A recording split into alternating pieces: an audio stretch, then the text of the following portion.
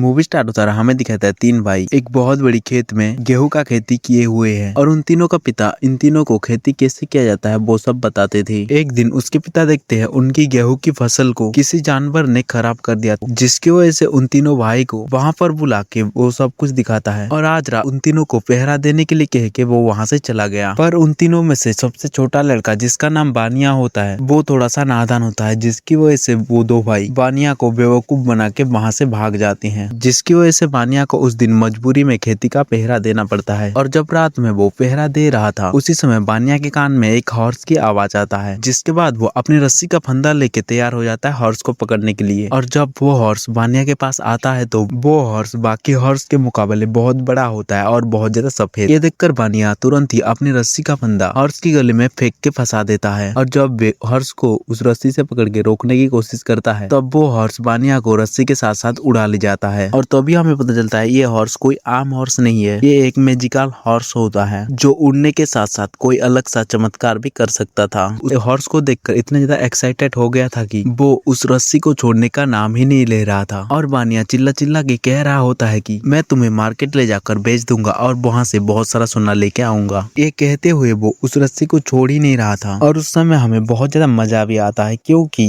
वो हॉर्स बानिया से छुटकारा पाने की कोशिश में बहुत सारे उल्टे पुल्टे हरकत करता है, जिस दौरान हमें बानिया की हालत देख के बहुत ज्यादा हंसी आने वाली है। इसी तरह जब वो मैजिकल हॉर्स वो एक दलदल में फंस जाती है, जिसके बाद बानिया उसकी मदद करके उस दलदल से उसी हॉर्स को निकालता है। और वहाँ पर बानिया मैजिकल हॉर्स को कहता है अगर दोबारा तुम मेरे खेत को खराब नहीं करोगे तो मैं तुम्हें यहाँ से जाने दूंगा। तब मैजिकल हॉर्स वादा करता है कि वो दोबारा यहाँ पर नहीं आएगी, जिसके बाद बानिया हॉर्स को रस्सी से आजाद कर देता है। और जब बानिया सुबह सो के उठता है तो उसके सामने एक बोना घोड़ा होता है और बानिया उसको देख के बहुत ज्यादा डर जाता है। और जब बानिया पूछता है कि तुम कौन हो और यहाँ पर क्या कर रहे हो, तब वो छोटा सा घोड़ा उसे बताता है कल तुमने मेरी माँ को जाने दिया, जिसकी वजह से ये मेरी माँ की तरफ से गिफ्ट है। दरअसल दो काले काले घोड़े लेकर आया था वो छोटा सा हॉर्स। और जब बानिया उस छोटा सा घोड़ा को पूछता है क्या तुम भी गिफ्ट हो, तब वो बोना घोड़ा साफ साफ मना कर देता है। तभी हम देखते हैं बानिया के फादर को गेहूं के खेत के अंदर जो कि बहुत ज्यादा चिल्ला रहे थे क्योंकि उनकी गेहूं की फसल पूरी तरह खराब हो गया था, जिसकी वजह से वो तीनों बाप बेटे बानिया की तरफ आ रहे थे। ये देखकर बानिया वहां पर बहुत ज्यादा घबराने लगता है, जिसकी वजह से वो छोटा घोड़ा बानिया को कहता है कि मेरे पीठ पे बैठ जाओ। जिसके बाद वो वहां से इतना तेज भागता है कि कुछ ही सेकंड में वो वहां से बहुत दूर आ जाते हैं। जिसके बाद वो बोना घोड़ा हुइसिल मार के वो दो घोड़े को भी बुला लेता है ताकि बानिया मार्केट में उन दोनों घोड़ों को ले जाए और वहां पर जाके उन घोड़ों को बेच के कुछ पैसा कमा ले। जिसके बाद वो तीन घोड़े और बानिया वहां से चलते चलते निकल जाते हैं मार्केट की तरफ। और मार्केट बहुत दूर होता है, जिसकी वजह से उन्हें कई दिन तक पैदल चलना पड़ता है। जिसके बाद हमें दिखाया था मार्केट के अंदर बहुत सारे लोग बहुत टाइप की चीजों को वहां पर बेच रहे थे। जिसके बाद वहां पर बानिया और वो घोड़े भी पहुंच जाते हैं। वहां पर बोना घोड़ा बानिया को समझा रहा था कि तुम अब से होशियार और स्मार्ट बनने की कोशिश करो ताकि इस घोड़े को अच्छे दाम में बेच सको।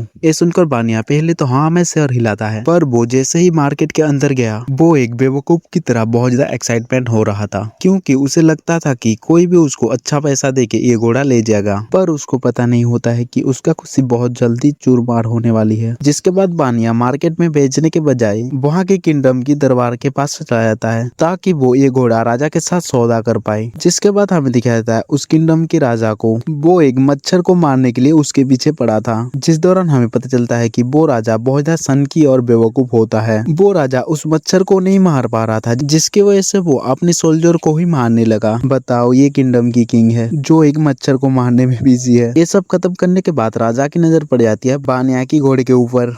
जिसके बाद राजा चला जाता है उन घोड़ों को हासिल करने के लिए। वो राजा उन घोड़ों को अपने पास ले आता है और बदले में बिहान को कुछ भी पैसा नहीं देता है। और जब बिहान अपनी घोड़े का पैसा मांगने लगता है तो वो राजा कहता है मैं कैसे मान लूं कि ये तुम्हारा घोड़ा है। और वो कहता है तुम्हें देखकर लगता है कि ये घोड़ा तुमने किसी से चुरा कर ले आया है। ये कहकर राजा जब घोड़ों को अपनी महल के अंदर ले जाता है तो तब बानिया उस बोना घोड़ा को मदद मांगने लगा। जिसके बाद वो बोना घोड़ा एक हुइसिल बजाता है, जिसको सुनकर वो दो घोड़े राजा की तरफ तलवार से दौड़ते हुए बाहर आ जाते हैं और बानिया के पास खड़े हो गए, जिस दौरान राजा बहुत ही बुरी तरह घायल हो जाता है क्योंकि वो उन दो घोड़ों के ऊपर बैठा था। राजा के ऊपर वहाँ के लोग बहुत ज्यादा हंसने लगे, जिसकी वजह से राजा बिहान को सबके सामने कुछ भी नहीं कर पाता है, पर वो बहुत ज्यादा गुस्से में होता है। उस दौरान हमें पता चलता है कि राजा आखिर ऐसा बिहेव क्यों कर रहा है। अभी फिलहाल कोई भी सोना नहीं है, जिसकी वजह से वो बानिया से कहता है कैसा हो अगर मेरे दरबार की रॉयल हॉर्स संभालने वाला बन जाओ तो। ये सुनकर बानिया वहाँ पर बहुत ज्यादा एक्साइट में मान जाता है इस डील को, पर वो बोना घोड़ा बिहान को बेवकूफ कहकर बहुत ज्यादा गुस्सा होता है उसके ऊपर, जिसके बाद वो बोना घोड़ा और बानिया चले जाते हैं राज दरबार के अंदर। तभी हमें दिखाया जाता है राजा सपना देख रहा है कि बानिया फिलहाल राजा बन चुका है और वो उसको मौत की सजा दे रहा है, जिसकी वजह से वो डर के चिल्लाते हुए उठ जाता है और दूर से ये सब कुछ मंत्री भी सुन लेता है। और जब वो राजा के पास आता है तो राजा उसे बताता है मुझे बिहान से बहुत ज्यादा नफरत है, देखो तो वो आते ही वो हमारे किंगडम में सबके साथ मिल गया, जिसकी वजह से उसे हर कोई पसंद करता है। और वो मंत्री से कहने लगा मुझे किसी भी तरह इसको यहाँ से निकालना है, जिसके बाद मंत्री राजा को कहते हैं क्यों ना हम उसे फायरबोर्ड को लाने का एक मिशन दे, और जब वो उस फायरबोर्ड को नहीं ले पाएगा तो हम सबको ये कहकर उसकी सर कलम कर देंगे कि इसने राजा की कहा नहीं माना। ये सुनकर राजा बहुत ज्यादा खुश हो जाता है और वो बिहान को तुरंत ही कह देता है कि वो फायरबोर्ड को लेकर आए। और राजा ने ये भी कहा होता है कि इसके बदले उसे कुछ इनाम भी मिलेगा अगर वो सक्सेस हो जाता है। तो बिहान अपनी सारी चीजों को पैक करके वो ही बोने घोड़े को ये सब कुछ बताने के लिए, तब बोना घोड़ा बयान को कहता है ये नामुमकिन है, और वो बताने लगा क्योंकि आज तक जो भी फायरबोर्ड को ढूंढने के लिए गया है तो वो रास्ते में ही किसी दानव का शिकार हो जाता है। और वो कहता है अगर वो वहाँ पर पहुंच भी गया तो फायरबोर्ड उसको जलाकर राख कर देती है, जिसकी वजह से आज तक कोई भी फायरबोर्ड को पकड़ नहीं पाया। ये कहकर वो बिहान को बहुत ज्यादा मना करता है क्योंकि ये रास्ता बहुत ज्यादा डेंजर होने वाली है, पर बिहान बोना घोड़ा को किसी तरह मना लेता है और वो दोनों निकल जाते हैं फायरबोर्ड को पकड़ने के लिए। जिसके बाद हम देखते हैं बोना घोड़ा बिहान को लेकर वहाँ से बहुत तेज भागते हुए जा रहा है। जिसके बाद वो लोग पहुंच जाते हैं एक जादुई जंगल के अंदर, जिसके बाद वो दोनों उस जंगल से कुछ नट्स उठाते हैं क्योंकि वो नट्स फायरबोर्ड को बहुत ज्यादा पसंद है। और बात ये भी होता है कि जो भी उस नट को खाता है तो वो कुछ ही समय के बाद बहुत गहरी नींद में सोने लगता है, जिसकी वजह से वो बोना घोड़ा और बिहान उस नट्स को उठा के आगे बढ़ने लगे। जिसके बाद वो दोनों फायरबोर्ड के पास पहुंच गए और वो लोग लाए हुए नट्स को वहाँ की जमीन में सारे गिरा दिए। पहले तो फायरबोर्ड नहीं निकल रहा था, लेकिन जब वहाँ पर एक चूहा आके उस नट्स को उठा के खाने की कोशिश करता है तो तब फायरबोर्ड जमीन के अंदर से तुरंत ही निकल के उस नट्स को चूहे से हासिल कर लेता है। ये देखकर इवान और घोड़ा बहुत ज्यादा खुश हो गए क्योंकि वो लोग अपने प्लान में कामयाब हो रहे थे। जिसके बाद वो फायरबोर्ड जमीन में गिरे हुए सारे नट्स को उठा के खाने लगा, पर फिर भी वो गहरी नींद में नहीं जा रहा था, जिसकी वजह से वो और बोना घोड़ा वहाँ से भागने की कोशिश करते हैं क्योंकि अगर वो फायरबोर्ड नहीं सोया तो वो इन दोनों को देख लेगा। जिसके बाद वो फायरबोर्ड नट्स को सूंघते हुए इन दोनों के पास उड़ते हुए आ जाता है। उस दौरान वो फायरबोर्ड बस उस नट को खाने की कोशिश करता है और जल्द ही इवान ये बात समझ जाता है और वो अपने पास बचे हुए नट्स को उस फायरबोर्ड की तरफ फेंक देता है। जिसके बाद वो फायरबोर्ड उन सारे नट्स को खा के वहाँ पर तुरंत ही सो जाता है। जिसके बाद इवान फायरबोर्ड को लोहे की जंजीरों से बांध देता है, जिसकी वजह से वो फायरबोर्ड अपनी पावर का यूज नहीं कर पाता है। दरअसल वो लोहे की जंजीर इस फायरबोर्ड के लिए ही बनाया गया था, जिसकी वजह से वो फायरबोर्ड वहाँ पर मरने लगा। ये देखकर इवान को भी समझ में आ जाता है कि फायरबोर्ड मर रहा है, जिसकी वजह से इवान तुरंत ही उस जंजीरों को खोल के फायरबोर्ड को तुरंत ही आजाद कर देता है। जिसके बाद फायरबोर्ड की पावर तुरंत ही आ जाता है और वो हवा में उड़ने लगा। उससे पहले वो इवान के लिए थैंक यू के रूप में एक पंख छोड़ के वहाँ से चला जाता है। ये देखकर हर्षी इवान को कहता है तुमने उसे जाने क्यों दिया, अब हमें राजा इसकी सजा देंगे। जिसकी वजह से वो कहता है अभी हमें यहाँ से कहीं दूर चले जाना चाहिए ताकि राजा हमें मार नहीं पाए। पर इवान हर्षी की बात नहीं सुनता है और वो दोबारा किंगडम में आके राजा को कहने लगा मैंने फायरबोर्ड को पकड़ा था पर मैं उसे जाने दिया। ये सुनकर वहाँ पर सब लोग हंसने लगे क्योंकि आज तक कोई भी फायरबोर्ड को नहीं पकड़ा, और ऊपर से राजा तो पहले से गुस्सा था इवान के ऊपर, जिसकी वजह से वो तुरंत ही इवान की सर कलम करने का हुक्म दे देता है। वहाँ पर इवान फायरबोर्ड की वही पंख जैसे ही निकालता है वो फायरबोर्ड तुरंत ही वहाँ पर आ जाता है, जिसकी वजह से राजा को भी उसकी सारी बातों को यकीन करना पड़ता है। तब वहाँ के सारे लोग इवान की जय जयकार करने लगे। ये सुनकर राजा मजबूर होकर इवान को इनाम देना पड़ा। उस दौरान राजा को इवान कहता है क्यों ना रात में सबके लिए एक जश्न हो जाए। ये सुनकर सबके सामने राजा को भी हाँ करना पड़ता है। जिसके बाद वहाँ के सारे लोग बहुत जोर जोर से चिल्लाने लगे जैसे कि आज सब लोग बहुत ज्यादा खुश है। उस दौरान राजा की फेस देखने लायक होता है क्योंकि वहाँ पर इवान की जय जयकार कर रहे थे सब लोग। तब रात होता है और हमें दिखाया जाता है इवान जैसे ही अपनी हुइसिल बजाता है वो फायरबोर्ड उस किंगडम को दिन और रात कर देता था। मतलब वो फायरबर्ड इतना ज्यादा तेज जलता था कि राजा को रात में भी दिन की तरह लगता था। और इवान बार बार रात में रात दिन कई बार करता है, जिसकी वजह से राजा अब तो बहुत ज्यादा गुस्सा हो चुका था, जिसकी वजह से वो अपनी मंत्रियों के साथ प्लान बनाने लगता है कि आखिर किस तरह से इवान को रास्ते से हटाया है। तब मंत्री राजा को कहते हैं क्यों ना आप स्नो क्वीन से शादी कर लो। और वो मंत्री कहता है और हम उस स्नो क्वीन को लाने के लिए कहेंगे इवान को, अगर वो उस स्नो क्वीन को ला नहीं पाएगा तो तब हम उसकी सर कलम कर देंगे। और वो कहता है स्नो क्वीन को लेकर आ भी जाता है तो तब भी उसमें आपकी ही फायदा है, क्योंकि आप सबसे खूबसूरत लड़की से शादी भी कर पाओगे। ये सुनकर राजा के मन में बहुत ज्यादा लड्डू फूटने लगा। जिसके बाद हम देखते हैं इवान स्नो क्वीन को ढूंढने के लिए निकल रहा है, जिस दौरान किंगडम की सारे लोग उसको दुआएं दे रहे थे कि वो इस मिशन में वो कामयाब हो जाए। जिसके बाद वो लोग पहुंच जाते हैं आइस पैलेस, जो कि आसमान के ऊपर होता है। जिसके बाद वो दोनों किसी तरह उस पैलेस में पहुंच जाते हैं। उसी बीच इवान को स्नो क्वीन से प्यार हो जाता है और वो वहाँ पर बहुत ज्यादा पछतावा कर रहा था कि वो एक हाउसकीपर है। दरअसल स्नो क्वीन सिर्फ राजाओं से शादी कर सकता है, जिसकी वजह से इवान स्नो क्वीन को अपना प्यार का इजहार भी नहीं करता है, बस वो उसके चेहरे को देखता ही रहता था। और ये सब कुछ स्नो क्वीन भी नोटिस कर लेती है। जिसके बाद वो दूसरे दिन सुबह स्नो क्वीन को राजा के किंगडम में ले आता है। ये देखकर वहाँ के सारे लोग इवान की जय जयकार करने लगते हैं। इवान और स्नो क्वीन को राजा अपनी पैलेस से दूर से देख रहा था और उस दौरान इवान के प्रति लोगों का प्यार देख के राजा बहुत ज्यादा जलन हो रहा था।